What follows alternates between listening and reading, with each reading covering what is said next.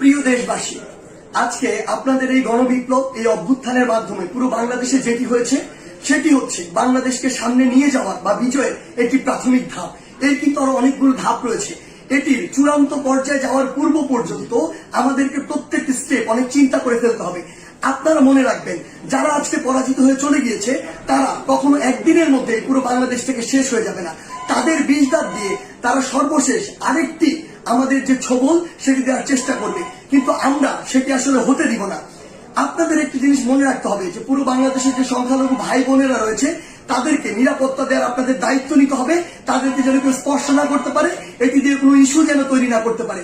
আরেকটি গুরুত্বপূর্ণ বিষয় আপনাদের মনে রাখতে হবে, সেটি হচ্ছে পুরো বাংলাদেশ, এই যে সম্পদগুলো রয়েছে এগুলো কিন্তু আমাদের সম্পদ, জনগণের ট্যাক্সের টাকায় গড়া এই সম্পদগুলো, এগুলো যেন আমরা বিনষ্ট না করি, কোথাও যেন জ্বালাও পুরাও ভাঙচুর এই বিষয়গুলো আমরা না চালাই। কারণ দিন শেষে আবার আমাদের ট্যাক্সের টাকায় এগুলো আবার পুনঃপ্রতিষ্ঠা করতে হবে।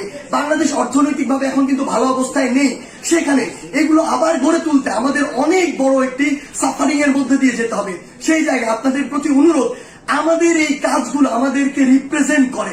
তাই কেউ কোন একটি কাজ করেছে, অপকর্ম করেছে, বাংলাদেশে পশুর মতো অনেক কাজ করেছে, ফ্যাসিজম করেছে, যা ইচ্ছা তাই করেছে, আমরাও সেটি করতে পারি না। যদি করি তাহলে তাদের সাথে আমাদের পার্থক্য থাকে না, বরং আমরা দেখিয়ে দিব যে কিভাবে আগামীর বাংলাদেশকে বিনির্মাণ করা যায়। আপনাদের কাছে আমাদের প্রাণের অনুরোধ, আমাদের এই সম্পদগুলো, রাষ্ট্রীয় সম্পদগুলো আপনারা রক্ষা করুন, ভাঙচুর জ্বালাও পোড়াও থেকে আপনারা দূরে থাকুন। আমাদের যারা মিডিয়া কর্মী ভাই বোন রয়েছে তাদেরকে আপনারা সহযোগিতা করুন। সর্বোপরি আমাদের ওই চূড়ান্ত বিজয়ের পর্যায়ে যাওয়ার পূর্ব পর্যন্ত প্রত্যেকটি স্টেপ ইমোশন দিয়ে নয়, চিন্তা করে ফেলুন। ধন্যবাদ।